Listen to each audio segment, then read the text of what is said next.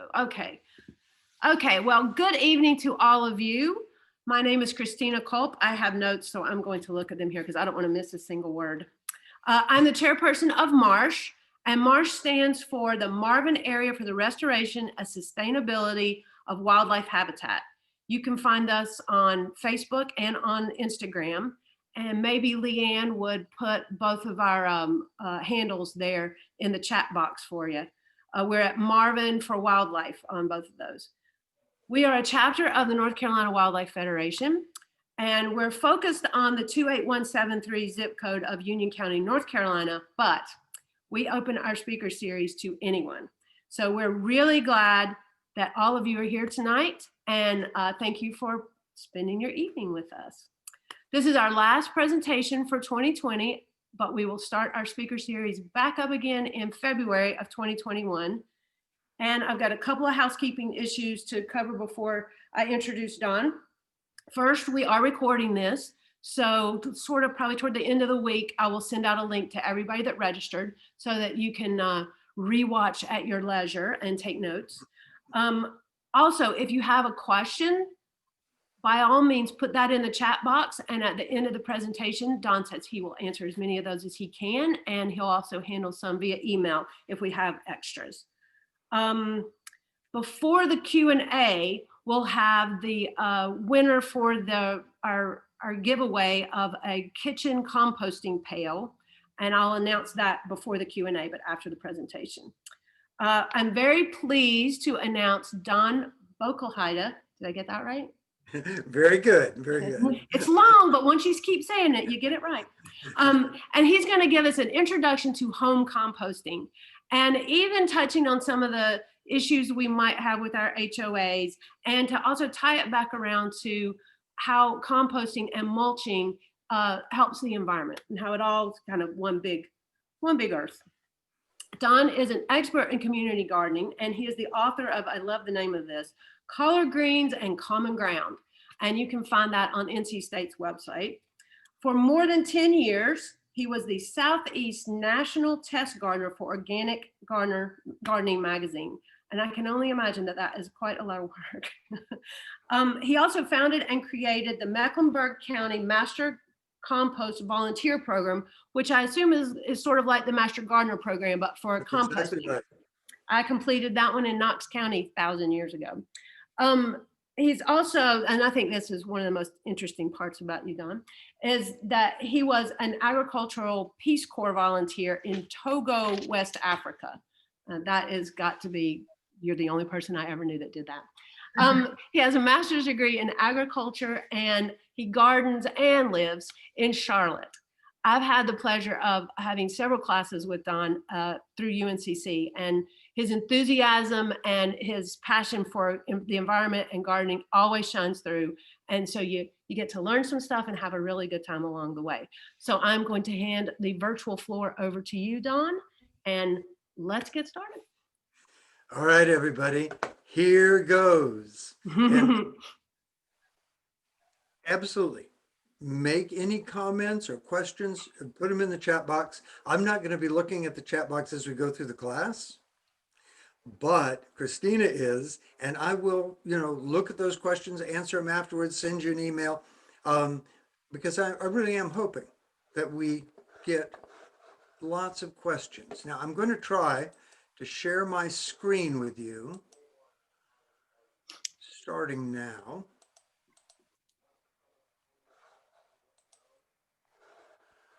And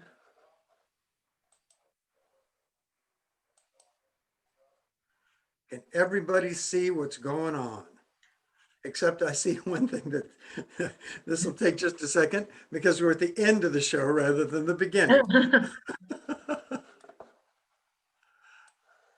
And those raccoons are still there. Those raccoons are there at the beginning and the end, which seemed appropriate. Yeah. They're still cute too. And since I keep talking, I'm going to remind everybody to mute their line. I'm doing it myself right now so that we can let the raccoons talk. That sounds good. They're looking right at you, you guys. So thank you very much for showing up tonight. And I think we'll have a really good time. This is the season, as they say, to make compost. There are all those nice bags of leaves sitting by the curbside, and you can do wonders for your soil, for your clay soil, just by making compost with the leaves that are falling right now, just like nature does.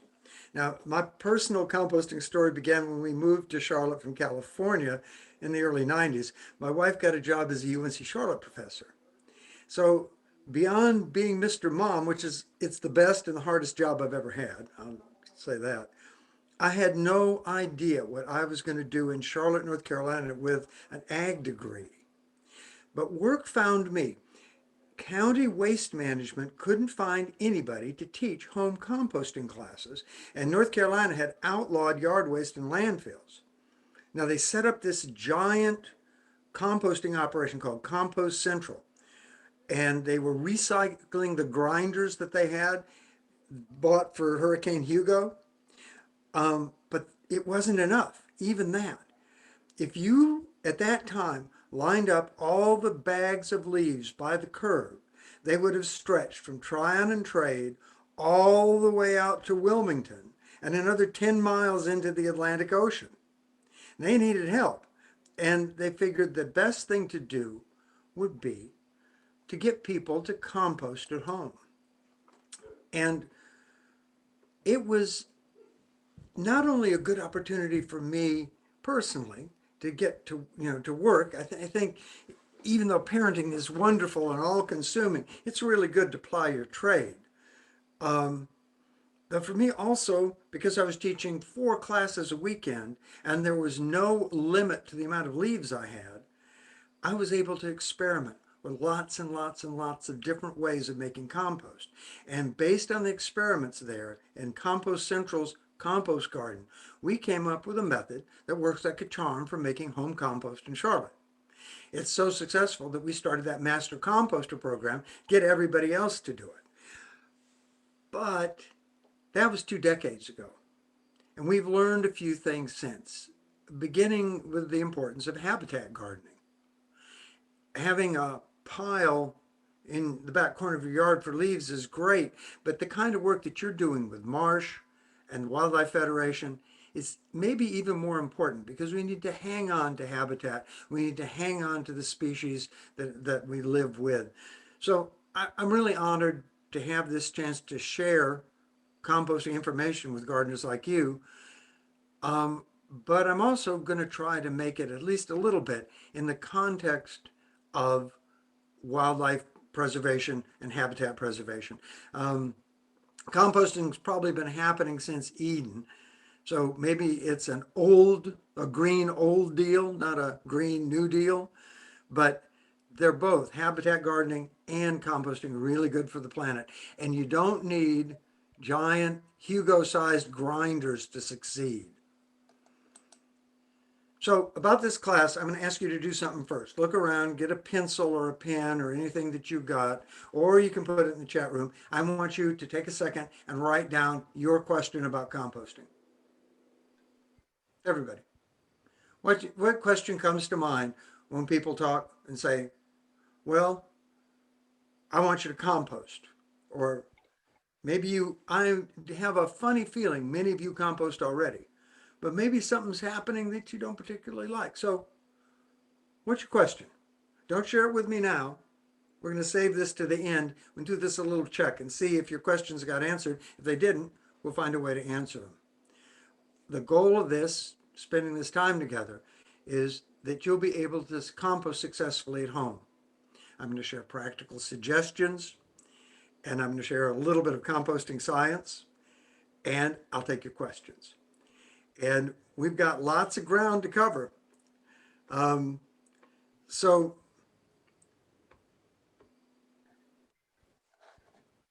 let's start by asking the question, what's so great about compost anyway?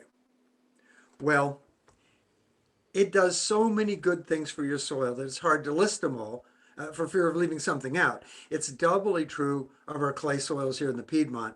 The most important thing that compost gives in a nutshell, is stable organic matter. That's like a key that unlocks the fertility of our clay soil and the nutrients that it contains. A well-made compost encourages healthy soil ecology with lots of beneficial organisms, from bacteria all the way to earthworms that form their own natural community within the soil. Compost is like a probiotic for your garden. It also helps soil hang on to nutrients so plants can access them, and helps soils retain moisture when things dry out. It even helps to buffer acidity, making our naturally acidic soils more balanced. Now, even though agronomists will tell you that compost isn't exactly a fertilizer, it does contain nutrients, including very valuable trace elements. Plants don't just need 3 nutrients to grow. They need 16, and the list keeps growing on for different species. So the major nutrients, such as nitrogen, that are in the compost are in a slow release form that's resistant to leaching and loss and pollution. So it stays there where your plants can get it. So the list goes on, but that's just for starters, because for gardeners, home composting is a much more natural way to work in our yards and gardens. It fits right in with the ecological orientation of wildlife gardening. You don't need to spend a lot of money. It's fun. It sparks creativity. It saves you money because the compost you make replaces that you have to buy, and you don't pollute the earth with all the plastic bags. And actually, if you set your system up well, it's easier than raking and bagging, and certainly sounds a lot better in the environment than blowing. Those blowers make me crazy. It's also good for the earth and good for the environment because it reduces waste, and that's on 2 levels: the plastic and other kinds of waste, and the fact that you don't have to put all this energy and money into processing the leaves. Compost Central is a terrific program. I'm really glad we have it. But think of the energy that goes into collecting materials to take all that stuff out there, to compost it, and then truck it back. We can do that right in our homes. And it saves tax dollars when we compost at home. So I think the main thing, and this is probably so true in wildlife gardening, you look to nature for answers. And basically, nature doesn't see the stuff we make compost out of as waste. Nature sees it as the prime resource for building soil. And so, by composting, we affirm that understanding. Now, getting started,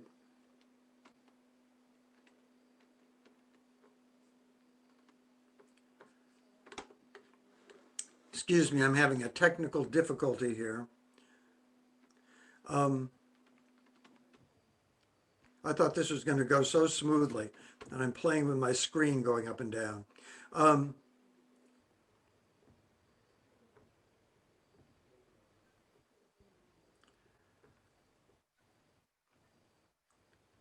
So anyway, what composting does is it's easy, it's inexpensive, there's free materials to make it from, and lots of different ways to make it. I think you can divide those ways roughly into 3 different choices: passive composting, active composting, and fancy composting. The choice is really up to you. All 3 of them work. The cool name for it in science is equifinality. All of them end up with a similar product at the end. Now, passive composting is often relegated to a secondary level. When we think of composting, very often people think of a compost heap or a compost bin. But there's another way that you can think of composting. I remember when I went to the Davidson Hill Horticultural Symposium and I heard Felder Rushing speak. And raise your hands if you know Felder Rushing. He's a He's a wonderful writer, garden writer. And he's well worth pursuing. He's from Alabama. He's kind of the Leonard Skinner of extension agents. And he was talking about various aspects of gardening in the South. I remember he went on quite a bit about pink flamingos. He knew the guy that invented the first lawn flamingos and has several of them. And he paused for questions at the end. And someone who appeared to be quite wealthy stood up and asked, Mr. Rushing, I want you to tell me how can compost successfully, once and for all. And he looked down into the darkness of the audience and he said, ma'am, there are two rules. Don't throw that stuff away and pile it up someplace. Next question. The idea is that in our climate, decomposition is happening all around us. So it's very easy for us to passively take advantage of nature's tendency to utilize these materials we think of as trash habitually and turn them into soil. You could make a rushing pile, or you can dig materials in to the top layer of soil, or you can simply spread leaves on top of gardens. This is a traditional practice in vegetable gardens, for example. This, of course, gets very close to mulching and ecological landscaping. Differences with your official composting, your habitual kind of composting, well, it does take longer, but it's a whole lot less work, and it's a very positive thing to do. Active composting is making a compost bin, a compost pile. It's the classic 3-bin method, which was developed in California in the 60s, where you start in one bin and then you pile the material in the next bin, and then you put the finished compost on the end. The wire bins or the Mecklenburg system, instead of building an actual area where you do this, you use wire. You can get the materials you need very inexpensively at one of the big box stores. A 50-foot roll of this 2x4 welded wire fencing will make 4 nice big bins that will hold a yard's worth of material, and within a matter of 4 to 8 months, depending on the season, will give you a nice batch of compost. You can even make active compost using piles. You simply want to be careful about how you pile the material on the outside. Some experienced gardeners like this best, and in fact, it's a version of this is what we use at Compost Central to make compost out of all that yard waste that comes in there. Instead of being just a square pile, it's arranged in a kind of a pyramid-shaped, very long pile called a windrow. And they have huge machinery that does the work involved in this. Difference between active and passive composting? Yes, you have to pay more attention to the materials you put in your pile, and you also want to actively turn it. Turn it means you remix it. The reason is you're spreading moisture and air throughout the pile. Again, both passive and active composting rely on natural organisms that are out in the environment, breaking down the materials that fall in the natural process of things and turning them into soil organic matter. The third category, it's a cultural thing. I didn't see much of this in Togo. And people would I saw a brilliant thing, for example, in northern Togo, where they would keep the goats inside during the dry season in the Sahel, partly because that was when their crops were emerging and the goats get out and they would do a lot of damage. But they would save up all the goat poop and they would keep throwing materials in. And at the end, that was beautiful compost, and they knew to spread it on their fields. So I'm not saying our culture is the only one that does things beyond active composting, but we are you know, people are trying to make a buck, and bless their hearts, as they say here in the South. Well, they should. Um, but you get things like compost gadgets, like this woman has down in Newburgh. Um, you can roll that thing around, and that's like turning. Remember we talked about that turning process of putting the air in? Well, you don't have to actually get your fork out and turn things. You just roll that around. Very popular these days is something called bokashi. That's Japanese for fermentation, as I understand it. I don't speak Japanese, but um, it involves special apparatuses and a special bran mix that you mix in with your compost. You can, and this replaces what was really big about 5 to 10 years ago, to the point of a UNC Charlotte professor working on this, is compost tea. Compost tea, it can be as simple as putting a bag of compost into a barrel, but that's not where the things went with compost tea. Compost tea, you took a bubbler from a fish tank and you bubbled it through the water, and you tried to get everything just right. So all of these gadgets will turn out compost. Um, Whether it's worth it for you, it all depends on how much you like to garden, I suppose. This is a kind of gardening, it's gardening at the microbial level. But if you want to spend more time with your roses or with your children or with your spouse, then these different systems may not be for you. There's one more that kind of fits under fancy, but I do it. And so, of course, it's just down to earth and normal, right? No, it's vermicomposting. I feed all my kitchen scraps to worms. Now, that's a different workshop because it's a little more complicated. But the way I have my worms set up, it's a very low input process with no moving parts to break. The main thing is, however you want to do it. If bokashi is your thing, go for it. There are lots and lots and lots of ways to compost, and all of them work. So what do you want to put in the compost? Well, you've got a long list, and most of the stuff is free. It doesn't cost a thing. So the backbone of our composting maker operations in this part of the world, and all composting depends on the ecology of where you happen to be, are leaf drop from deciduous trees.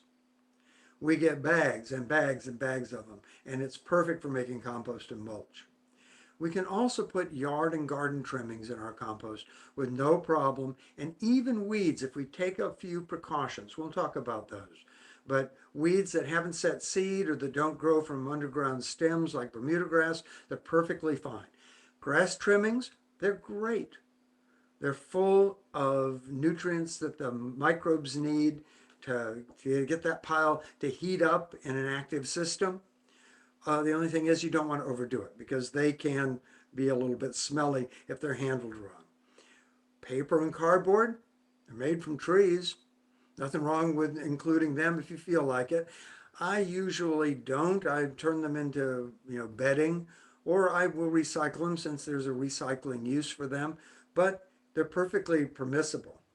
And then, Christine is an expert at this, I understand, curbside community pickup.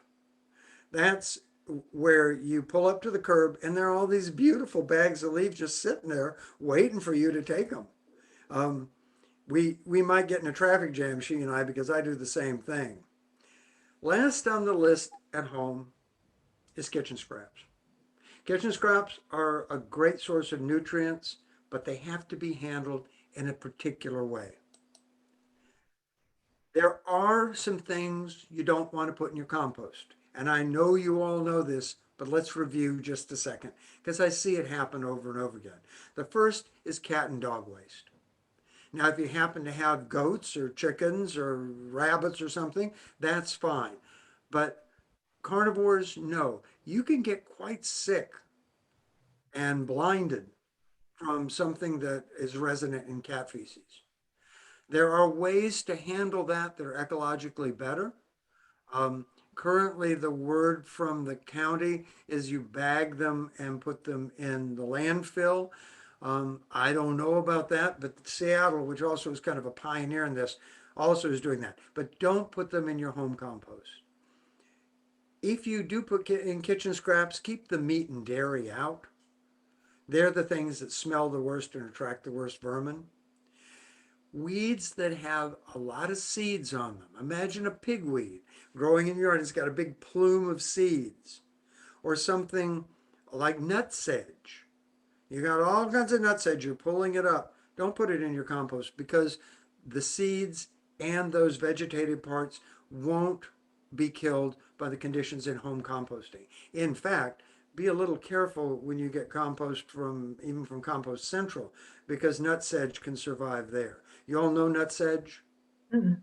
There's a native type and a non-native type from Asia, which is very typical of species here.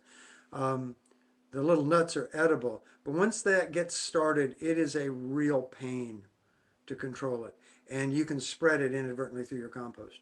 Don't put pesticides in your compost. It is full of active biology, but that's not a digester. You ask why I would put this. You guys are smart enough to not do this, but I've seen it done. Logs and other really big pieces of wood, stuff that will take for absolute ever to break down, don't put it in your compost bin. You can leave in, you'll be happy to know, sweet gum balls. They help aerate. And air has to pass through. You're setting up a little farm in your compost bin, and so the compost critters, they need water and they need air. A reasonable size sticks, size of your finger or something, that's fine, but not big stuff that won't break down. Keep trash out, keep plastic out. It just makes turning and caring for your bin a real pain. And last but not least, soil is okay to put in compost to a certain level. But if you use some of the recipes that say 1/3 soil, you're going to make your pile so heavy and hard to work with that you might not keep it up. So I don't want to put more than, in a big compost bin like those wire compost bins, I don't put in more than 2 or 3 5-gallon buckets worth of soil. And I do that, as I'll tell you, in specific instances. Usually I just leave it out. So let's take the active compost model, because passive compost is easy as pie. And if you go for a fancy system, you got to read all the instructions. They're going to send you manuals and stuff like that. And the active compost is simple. By going through the process of how we make active compost, you get a good handle on how the composting method works, either slowly with nature doing it as a passive system or using some of these other things that happen. For example, Bokachi is actually an anaerobic process. It's not aerobic. That exists in swamps, that exists in nature, but it's a fermentation process. So here we go. First thing you want to do is select the right spot. And it's going to be one of these optimization problems because you can't usually find everything. It wants to be convenient, especially if you have kitchen scraps, because you don't want to be taking a hike, to the back corner of your lot carrying a smelly bucket of kitchen scraps. You need to have water available. If you're making an active compost pile, you're going to need to water it. Passive, nature takes care of it. But especially in the beginning or in dry spells, to make that compost hot and work, you need to make sure that it's moistened. Make sure the spot is level and make sure it's well drained. You don't want your compost to be sitting in mud. I'd say put it in a place that's not too obvious for your neighbors. We can talk about the HOA at the end. So you've got this kind of a problem between convenience and obviousness. Mind the trees, because under trees, it's a great place to put compost. You can put it in sun or put it in shade. It doesn't matter. That's for you. The compost critters are perfectly happy in either one. But certain kinds of trees, red maple is a good example, will send their roots up into your compost pile and send fibrous roots everywhere. It makes it impossible to harvest. Now, when you've got that right spot, clear your area. I tend to use a shovel or I have a field hoe that I think is great. It's got a big broad head on it and I scrape it. But I don't put down any plastic or cardboard. I don't spray underneath it. It'll take care of itself. There's no need to do that unless there's something like a lot of Bermuda grass that's going to grow into it and you know it. Even then, I think it'd be better to smother that out with cardboard than anything else. That makes sense. But you don't need to line underneath the compost bin. That's just going to get in your way when you try to turn your pile. So you have a choice with active systems. Do you want a bin or do you want a cage or do you just want a simple pile? You can do it a lot of different ways. This is a very simple old bin that is almost into pile territory. The cages are really cheap and easy to do. The only thing about a cage is you got to make sure that the land is flat underneath it or they tip over. They tend to tip to one side or the other. Otherwise, it's a really good and really inexpensive system. But this is up to you. So once you've got your area cleared and your holding system in place, you can take a look here. You can see some different ones. You can buy plastic ones now. You can make a wood box like that. So anyway, once you've got that all in place, bring all the materials over to the site to make your bin. And we're going to use the Mecklenburg County recipe or fill your bin. So that's 15 bags of dried leaves. Yes, 15 big old bags, because as you squish it in there, it's going to fill that spot. You want some supporting ingredients too. One way to do it is any green chop you're getting from your yard, the old tomatoes, trimmings off the ends of plants, lawn trimmings, anything that will give you a source, what it is, I get ahead of myself, a source of nitrogen. The bags of leaves are the sugar, they're the feed, they're carbon, and they're rich, they're the fuel. But you also need to provide other nutrients if your pile is going to heat up and your compost is going to get ready quicker. What are the alternatives to the trimmings? Well, one alternative is to buy the cheapest rabbit food you can find. It used to be you could buy really cheap rabbit food, and you get the kind that's made out of alfalfa. Get that and put that in about a 25-pound bag will heat up your pile nicely. You put that in. Another possibility is to get a bag of organic lawn fertilizer. Scott's makes one from chicken manure. It's 11% nitrogen. And some people use 10-10-10. They got sitting around.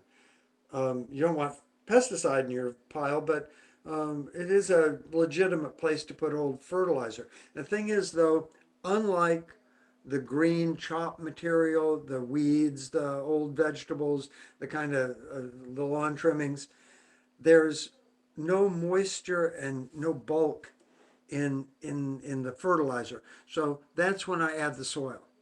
I'll mix the soil in with the fertilizer so it'll hold water a little bit better. Get your tools over there at the same time. The most important tool that you're going to have is the hose, because you're going to want to be wetting this down as you make the pile. But you'll also find that having a fork, a digging fork or compost fork, a rake or a hoe is a really handy thing to have. So you're making this by the batch. What that means is you're making the whole pile all at once. Why don't you just dribble a little in at a time? Because that doesn't create enough of a mass that you can hold in the heat and create conditions that your compost organisms want to have. In some parts of the world, like in Togo, what you do is you build a pit and throw the stuff into that. If you can do drainage, that's a perfectly fine thing to do too. But in an above ground system, you want to fill that whole thing up. And you do it layer by layer to get the proportions about right. It's 5 bags. We have 15 bags overall. We're going to make 3 layers with 5 bags of leaves per layer. And we're going to put 5 bags of leaves down there in the bottom, mash it down and moisten it. Put the trimmings in between, or your fertilizer or your rabbit food or whatever you have there. Wet everything down as you're doing this so it's the moisture of a squeezed out sponge. Repeat with 5 more bags of leaves. Do another layer of material. By the way, if you happen to know a farmer that's got a horse or cattle or something like that, that intermediate layer can be farm manure up to 6 inches. That'll work just fine. And then at the end, you top it off with 5 bags of leaves. Then you leave it. Just leave it sit there for a week and let it cook, let it start to cook. This gives the organisms a chance to start working on the material in the pile. A trick before we leave that, if you want and you have a lawnmower around, you can run a lawnmower over those leaves instead of just throwing them straight from the bags into the bin. That cuts the surface of the leaves. It makes them better able to hold moisture, and also it increases the surface area.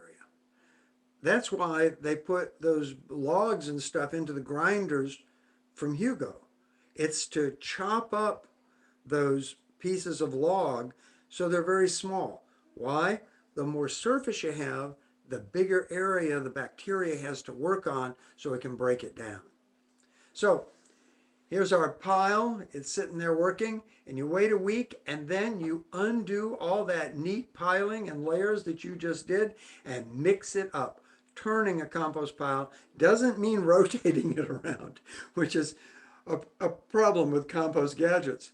It means mixing everything up really well so that the compost critters, who are very small, which are very small, can't get to the food. So it mixes them up. You can moisten the dry places. If you don't turn your compost pile but that one time after a week, try to do that. That gave us the maximum benefit. But the optimum is to wait another 3 weeks and turn it again, mix it all up, another 3 weeks, turn it again, another 3 weeks, turn it again, and then let it sit there and finish composting. One way to do this, if you've got a wire bin, is you pull the wire bin off and put it to one side and scoop all the stuff up and put it in again, and then pick it up and put the wire. You can pull the wire off and then dump the compost in. If you have a wooden bin, you can do the same thing, turn it back and forth between the two, or push it out the front and put it back in. You have 2 different cycles, and very often there's plenty of those bags of leaves by the curbside in the fall and in the spring when people clean up their yards. Have you noticed that? So the compost you make now probably won't be ready until the middle of summer. It can be as much as 8 months before fall compost is ready, unless you're out there. If you want to turn every week, we can't go to the Y, right? So what the heck? Go ahead and go out there and turn the compost every week if you want to. But we didn't find that doing that made all that great a difference. It speeded things up just a little bit. In the summertime, when people clean up their yards and gardens and they put out those leaves in April or March, April, May. If you make a pile then, you might have it ready by October because it breaks down so fast in the summertime. So what about kitchen scraps and how does this relate to all that? Well, they're great. They add nutrients, they cut waste. We don't want kitchen scraps in the landfill. They create methane, they create all kinds of problems there. It's a wonderful composting material, but there's a risk of bringing smells and vermin. So what you do is you think of your compost critters, which are thriving in that nice big batch compost pile, as microscopic chickens. And you're just slopping the chickens. You're taking the scraps out, maybe microscopic hogs. You're taking the scraps out and feeding them. And so you feed it a little bit at a time.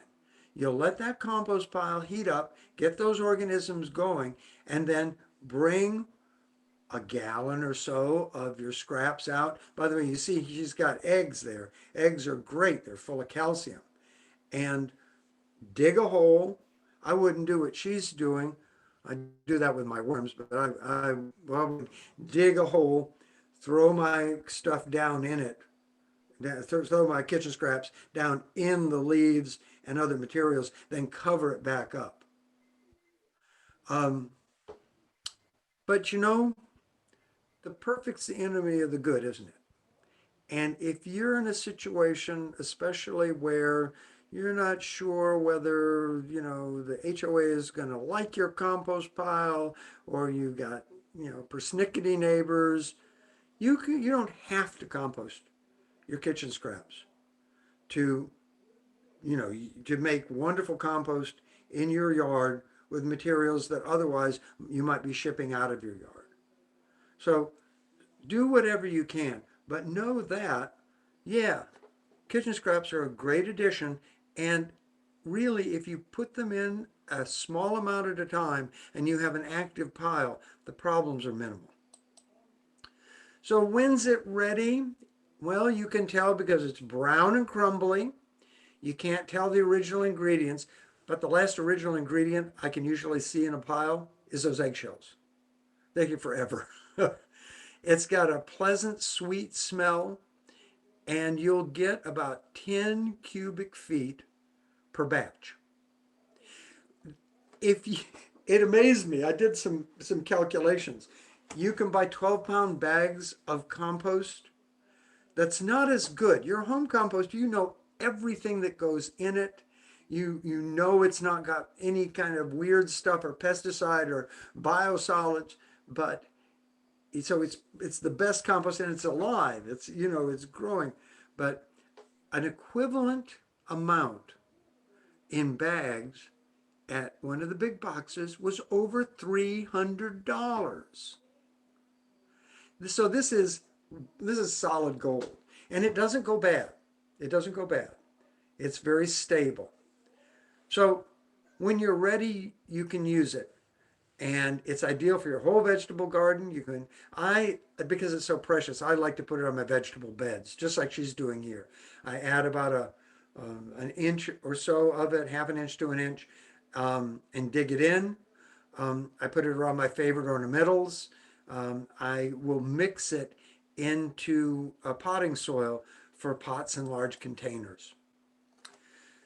So let's take a minute to look at the science. So what is compost? It's stabilized organic matter. It's not exactly what nature makes.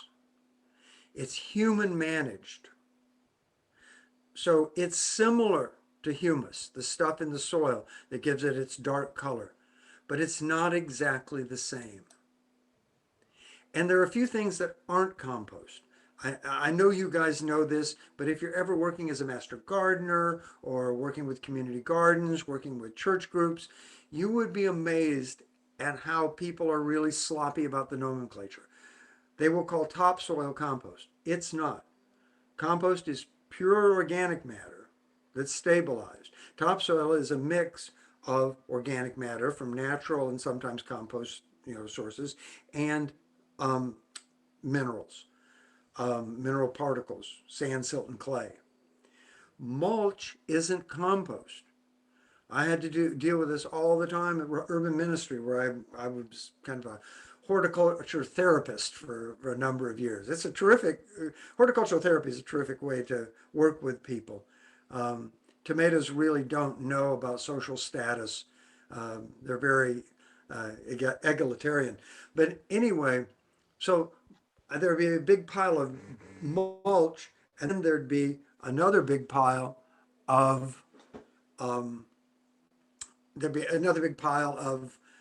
ground up chips, and they aren't the same. If you mix compost with your soil, you'll do great. If you mix mulch with your soil, you'll make it poorer. Also, compost isn't manure. So what's decomposition? It's everywhere. It's how nature makes topsoil. You can see the fungi working on that. Working on this big stump. Humus is a way of talking about very stable complexes of carbon in soils. And there are different kinds of humus depending on the ecological zone that you're working on. Up in the far north, there's a different type of less darkly brown humus than there is further further south in wooded areas. So, but for agronomy, working on the agricultural end, people think of humus as this very complex natural material. Compost is made much more rapidly. We've learned that. We take the same organisms, but we kind of provide optimal conditions for them. We heat things up, and so it produces a product quicker and possibly less. Nature doesn't have to worry about the kind of things, the pathogens that we worry about when we compost biosolids, which is another use of composting. So it's natural, it's a step in the right direction, but not exactly the same. Now you may have heard about how you make compost, you need to know your greens and your browns, or your browns and your greens.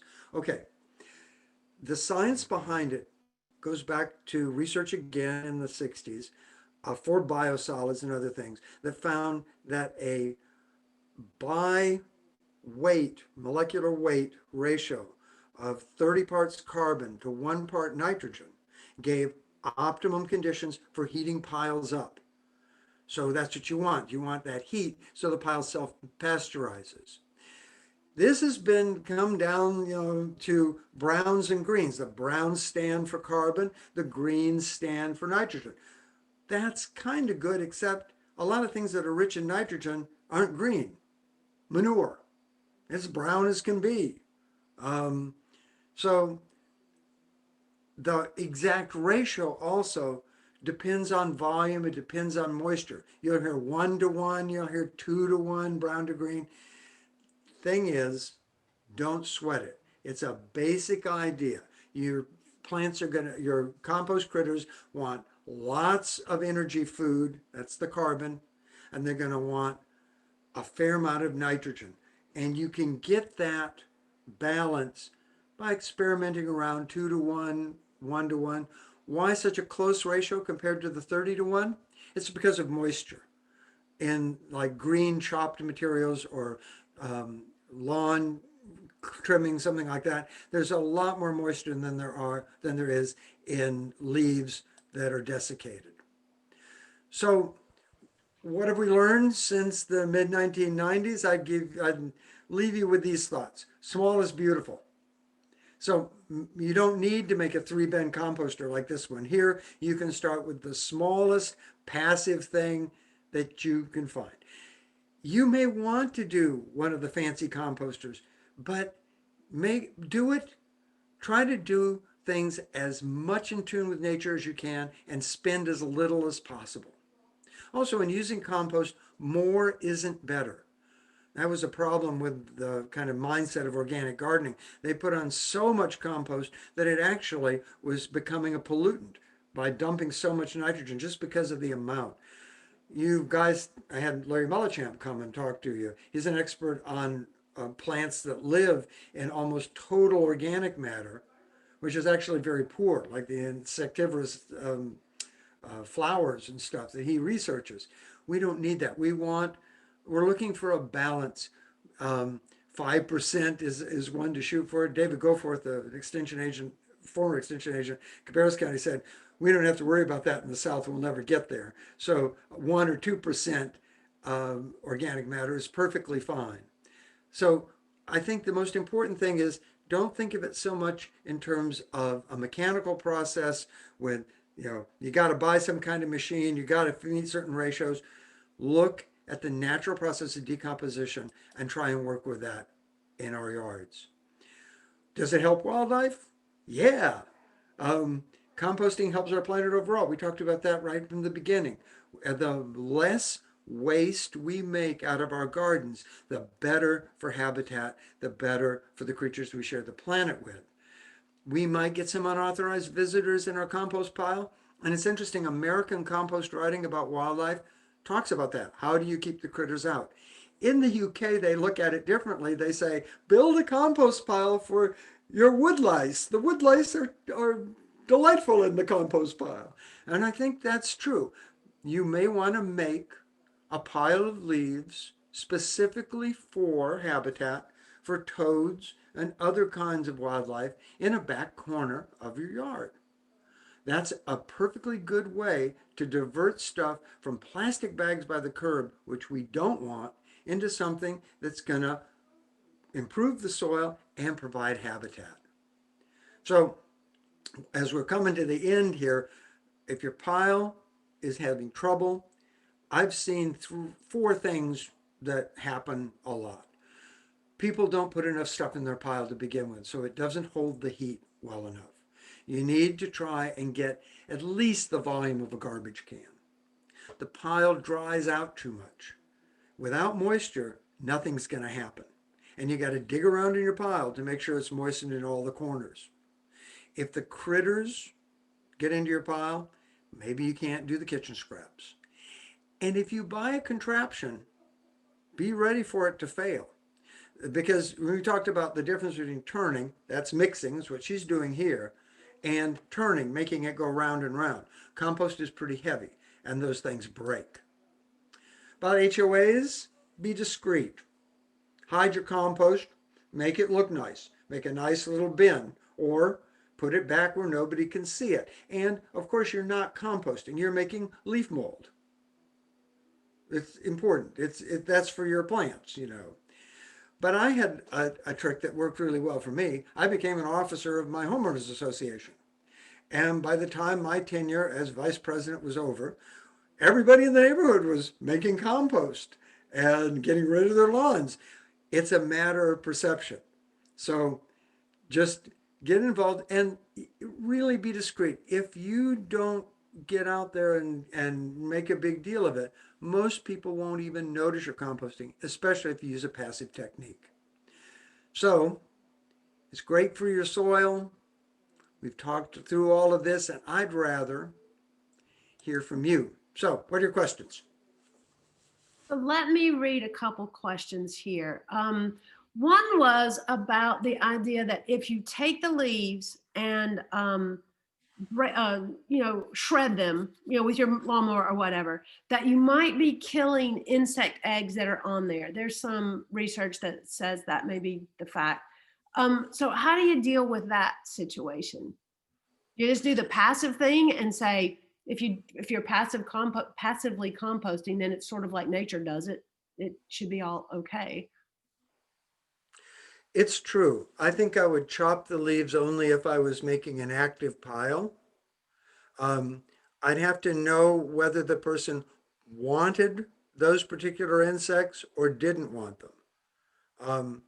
If they don't want them, then I suppose it makes sense to go ahead and chop. It's going to be more the whole composting operation in an active pile. I think that's going to disrupt the egg, the cycle of life for those insects that are picked up that way. Okay. I had a question about horse manure, but you answered that. How to layer it in there, because I luckily have neighbors who have horses, and they've got tons, literally, of horse manure. But I did have a question about, okay, so you make this beautiful compost. When is the best time to put that on the garden? Okay, backing up real quick about the horse stuff, I would consider making some specific piles for the horse manure and introducing worms to it. Okay. Vermicomposting in horse manure is terrific, and you get a wonderful product. Okay. The second thing is, and you need to be a little bit careful about the products that people are using in stables now to control flies. They're Okay. systemic, and they can cause some havoc to some insect populations that you want to keep. Okay. But anyway, so what was your second question? The best time to use the compost, Okay, best time of the year. you can use it anytime. It's very, very stable. What you're doing through the composting process is accelerating that humus making process. And you end up with these long chains of carbon that are very, very stable. I put it on whenever Is it going to make your plants, is it like fertilizer? Is it going to make your plants, like this time of year, you're trying to get everybody to go to sleep instead of wake back up?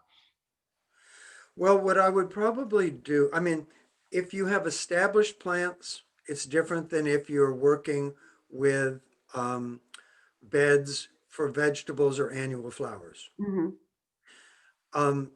So what you're going to be doing with your compost for established plants is spreading it as a top dressing. It's so low in nutrient content, generally speaking, it's not going to cause this flush of growth Okay. that you're going to get by applying something like a nitrogen fertilizer. Um, the Compost Central compost, because they add fertilizer to it, so Oh. it'll heat up, is actually 2% nitrogen, but most compost is less than a half of 1%. And only 50% of that is available during the first year because it's so slow release. So no, you're probably not going to stimulate the growth of plants by putting on compost, especially as a top dressing. And for your annuals, I mean, what's happening now, what I generally do myself is I roughly dig beds, I spade them so that I've turned it over so the cold can work on the soil. And then I add my compost in the early spring. Okay. Okay. Sue says that she's had really great luck with adding vegetable scraps to her compost, and her HOA hasn't really had a problem with it. So she's been very fortunate. Great. Yeah, exactly. A win right there. And That's great. so she's obviously doing it carefully because she doesn't have an odor problem or anything like that. And she even makes compost tea. So so she's just recommending that to everybody that give it a try. And I have to admit, it's made the amount of my garbage goes down. I would say at least 30% because I compost kitchen scraps. She also says that that her family uses a 30-gallon barrel with 100 holes drilled in it, and they use that to do the composting. And so it probably holds water a bit better than my wire bins do. So that's good. And she says it's working really, really well. So that's kind Excellent. of a homemade one, right? Right. And Roxanne asked, she's vermicomposted in the past because of the amount of kitchen waste that she generates. And she'd like to get back to it and wonders where's a good source to buy worms. Well, it's one of the things that people do is they pass them from one person to another. I just set up a friend of mine. Yeah, you always have extra once you start. You always have extras. And every time that you start a new bin, I feel kind of badly because I need to find places for, some of my extra worms. The type of worm that you use for composting isn't an earthworm. It's a Right. manure worm. And so you find people who want to go fishing. I don't know. It's tough.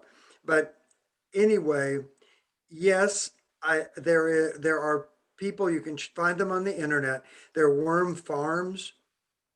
But aren't they a particular name? I can't remember their name. Is it Red Wigglers, something like that? Yes. And the absolute best resource book on this is Worms Eat My Garbage Oh, I think I have that book. by the late Mary Applehoff.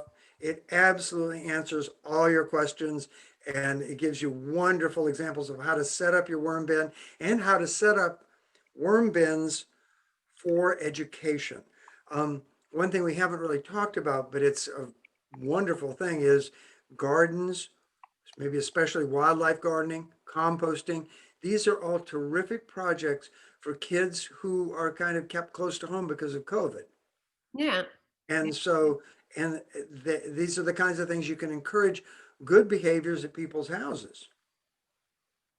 But anyway, yeah. No, so Roxanne had another question, and then I remembered that I forgot to announce the winner of the compost. Oh, I will do that in a second. Because her question is really good, and it's something that someone else and I were talking about earlier. So she has a rabbit, a pet rabbit, I suppose, that generates manure for me, she says. And can she put that in the garden directly? And I would go ahead and add horse manure, cow manure, any animal's manure. Can you add that directly into your garden, or do you need to compost it first? all right. In every case, it's beneficial to compost it because of salts and other things that get, that animals take up. There are actually three different systems. We're talking about rabbits, cattle, and horses. Of the three, the one that's best to put out in the garden without composting is rabbit. Okay. The reason is because they're caprifragious. They eat their own poop. Oh. So they recycle it twice through the digestive tract.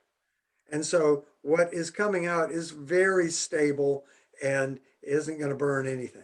Wow. I did not know But that. you still probably want, if you possibly can, to mix that with a carbon source such as leaves and or straw or whatever. Bedding often works really well, and let it sit until let it heat up and then cool down one cycle, and then add it to your soil. You can also make teas out of that as well. For the next level of safety, I suppose, is the cattle. They're ruminants, so they have a whole series of stomachs, right? But they also, when it comes out fresh, there's quite a bit of salt in it. So typically what people do is they compost that. Either the farmer just piles it up or you add some other material to it so that it breaks down evenly and you end up with a nice, rich, black material that's easy to work with as opposed to big old cow pies. Right. The horse, which it's got a big old sack kind of stomach, but it isn't a true ruminant. It is kind of the least processed. Both cattle and horse manure will be a vehicle for letting spreading weeds in your garden, unless you compost it. And it can also attract flies and other vermin if you don't compost it. Okay. Does anybody else have any more questions? While you're thinking about that, I'm going to announce the person who won the kitchen pail. There's a funny story sort of behind it, but Sherry Martin won the kitchen pail. She's actually a master gardener in Union County with me. And I happen to know that this is like her luckiest year ever. She was part of a raffle earlier that I was part of, and she won a bunch of stuff in that too. So she's just having a really good year. And she said she never wins anything, so clearly that's not true. So good for her. I couldn't believe her name popped up. So that was awesome. Any other questions, guys?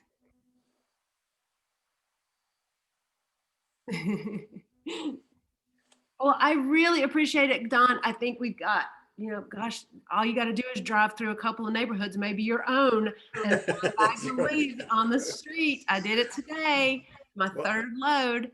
So don't steal all my leaves, Leanne. I'm not going to tell you my secret neighborhood to go to. But anyway, thank you all for coming.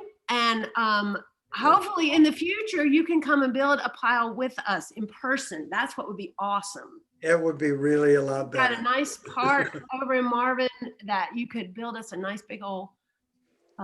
Thank you for the respelling of the book that I sent out. Thank you. I didn't have her name right. So, okay, thank you guys. And we'll see you in February. And and we'll figure out what we're going to talk about soon in February. Thanks again, everybody. Thanks, everybody. Thank you. Good gardening.